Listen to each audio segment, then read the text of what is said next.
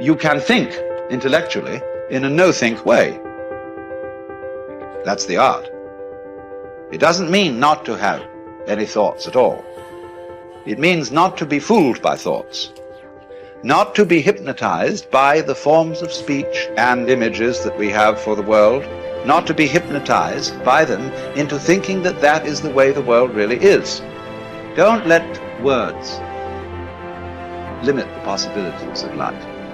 The easiest thing I've done was to get out from under the labels and to live the life that I live. The most difficult thing I've ever done was to believe that I can do it. When you don't know what's impacting you, and it's something that's holding you down and you're not aware of it. You live in a dominant culture that is designed to destroy your sense of self and your belief in yourself, and you have to learn ways in which you can begin to connect with this power that you have within yourself to handle where you are.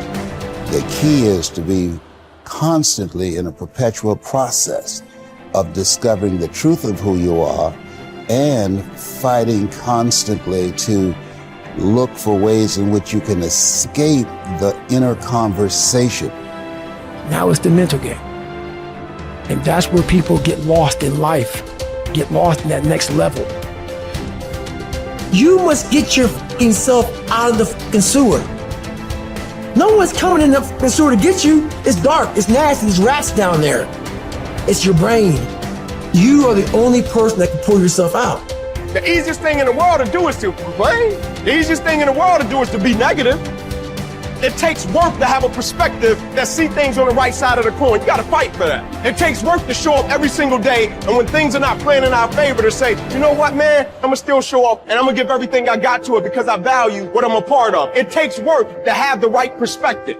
Turn off things that can contribute to your fear. Turn a deaf ear to people that all they can do is talk about how negative things are because they have bought into the consciousness of the world. Start attending workshops, seminars, listening to tapes on a daily basis to begin to recondition your mind, to retrain your thinking. Faith comes by hearing and hearing and hearing. Listen to things that can empower you, that can enable you to create a new reality for yourself and a new life for yourself. Develop the interior core where it doesn't matter if people call you crazy. One of the things limiting you from your income, your impact, a world-class life, you care too much about what people think about you. Everyone has an opinion. Why let the opinions of other people deny you from a life that will make history? If you are distressed by anything external, the pain is not due to the thing itself, but to your estimate of it. And this you have the power to revoke at any moment.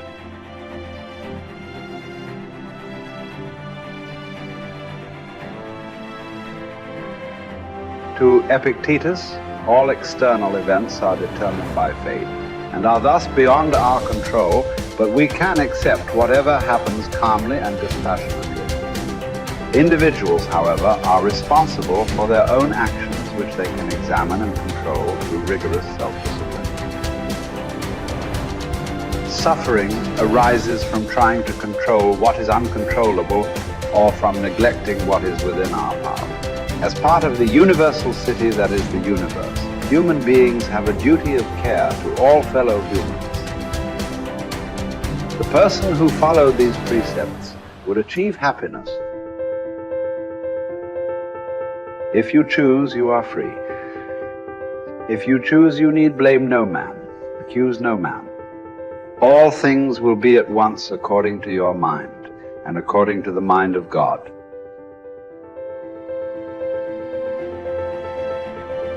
Richard Wright said it best. He said, the impulse to dream has slowly been beaten out of me through the experiences of life.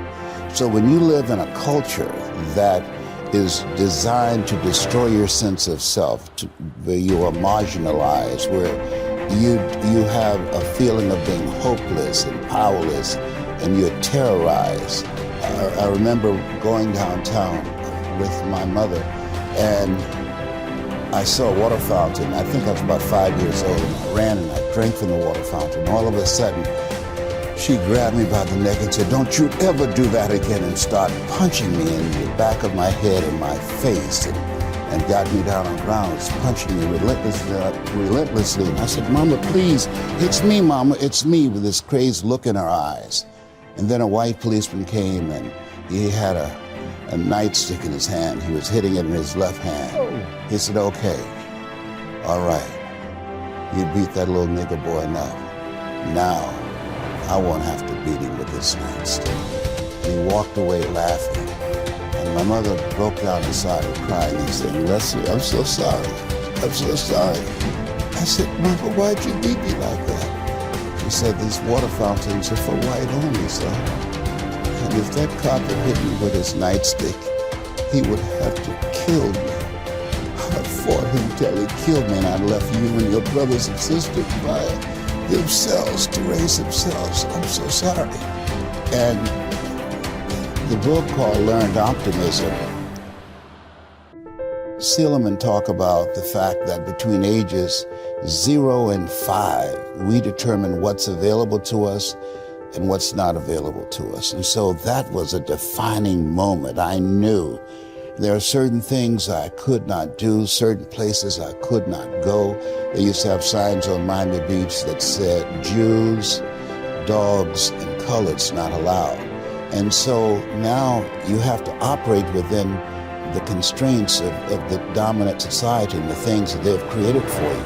And it's a challenge to see yourself beyond that and to work to get outside of that, even after those laws have changed, because that has become so much a part of you. You unconsciously operate within the parameters of what has been put in place. Like you're driving on the expressway, the 405, and you'll get off on an exit that you weren't going in that direction, but you unconsciously did it because you've done it so many times that many people, because they're not making a conscious, deliberate, determined effort to think outside of what life has thrown at them, they end up doing the same thing over and over and over again. Einstein said that thinking that has brought me this far has created some problems that this thinking can't solve. And so through relationships, through reading, through studies, through goals and dreams beyond your comfort zone, it allows you to begin to live out of your imagination as opposed to out of your history. Disney said, the imagination is a preview of what's to come. And so as a kid, I dreamed a lot about taking care of my mother. I used to go with her to work, to clean homes, and she kept her children, and she cooked for these wealthy families. My mother could bake a sweet potato pie so good you couldn't eat it with your shoes on. You had to take your shoes off so you could wiggle your toes. And I used to look at these big, beautiful mansions and said, "Mama, what is it, Leslie? When I become a man, I'm gonna buy you a big, beautiful home just like this." "Oh, you don't have to do this." I said, "I know, but you didn't have to adopt us either." And you did. And so I'm here with you because of two women. One gave me life, the other one gave me love. God took me out of my biological mother's womb and placed me in the heart of my adopted mother. And because of her example and my love for her and the passion that I felt in my heart, I've got to do something to make her proud. I've got to do something to put myself in position to be able to take care of her. That drove me. Nietzsche said, if you know the why for living, you can endure almost anyhow.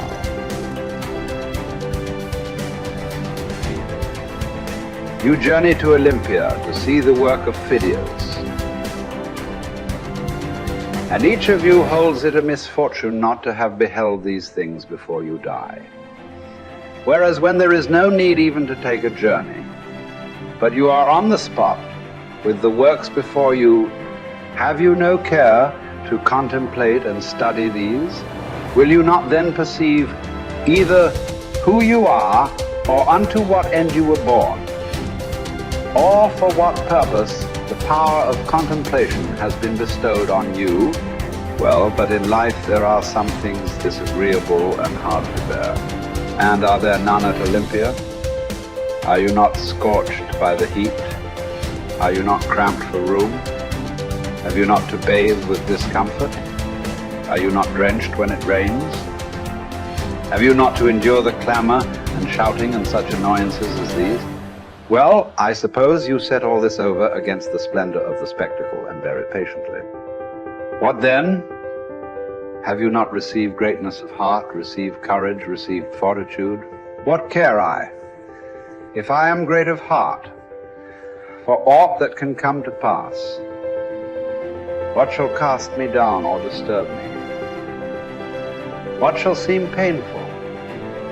Shall I not use the power to the end for which I received it, instead of moaning and wailing over what comes to pass?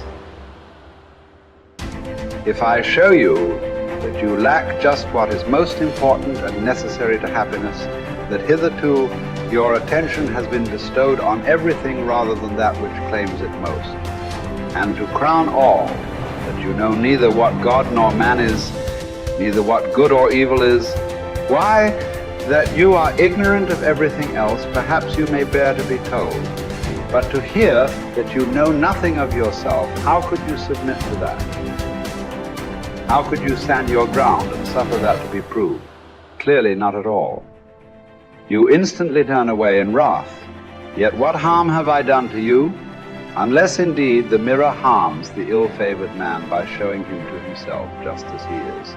Unless the physician can be thought to insult his patient when he tells him, friend, do you suppose there is nothing wrong with you? While you have a fever, eat nothing today, and drink only water, yet no one says, what an insufferable insult. Whereas if you say to a man, your desires are inflamed, your instincts of rejection are weak and low, your aims are inconsistent, your impulses are not in harmony with nature, your opinions are rash and false, he forthwith goes away and complains that you have insulted him.